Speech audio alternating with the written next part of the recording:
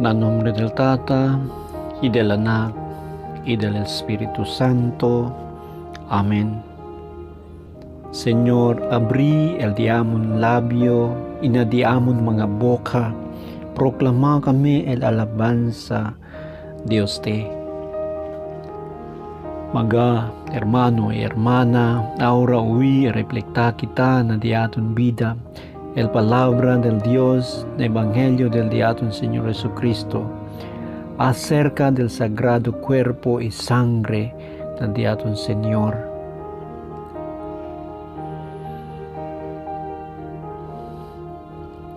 Lectura de Evangelio según con San Juan. Gloria con usted, Señor. Yo amo el pan y vino que baja del cielo. Si quien te come de este pan, hay vivir hasta para cuando.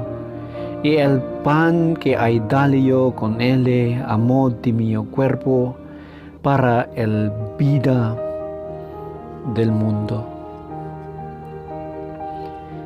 El mga autoridad judío yang mendiskuchahan entre sila mismo y habla, pakimodo man este gente puede darle naton el de su cuerpo para comer.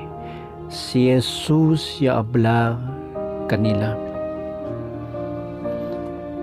taablagat yo con ustedes, si hindi ustedes ay come el cuerpo del anak del gente y toma de su sangre, hindi gayon ustedes ay tiene vida.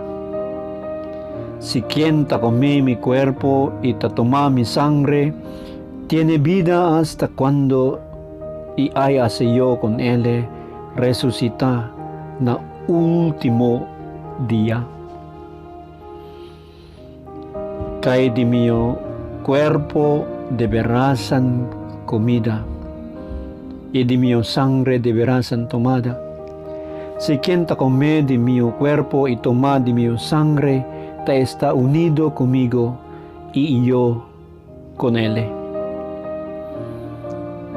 El Tata que me envía conmigo amo el tuburan del vida y por medio de suyo ta vivió. Ansina también si quien ta come conmigo, ay viví por medio de mío.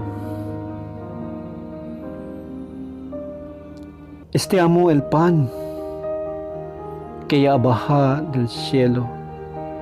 Hindi igual como el pan que ya come ustedes mga anciano, pero ya muri sila siempre. Si quien ta come este pan ay viví hasta para cuando.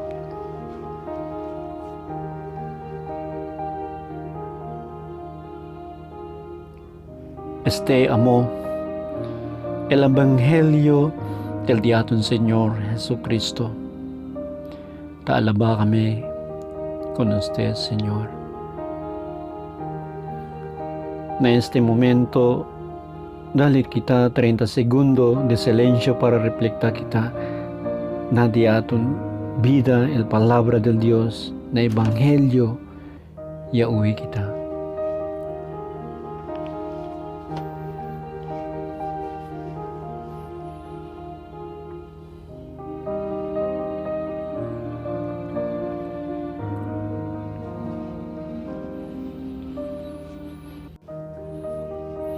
Reza kita. Señor, ya enseñado este canamon na este evangelio, kayo este el pan y vino. Y si quien come y toma con este, él tiene vida eterna en el cielo. Señor, takare kami na cada Eucaristía, kami ta come y toma Dios te sagrado cuerpo y sangre. Ay queda kami unido na Dios te dolor, muerte y resurrección. Amén. En nombre del Tata, y del Anak, y del Espíritu Santo. Amén.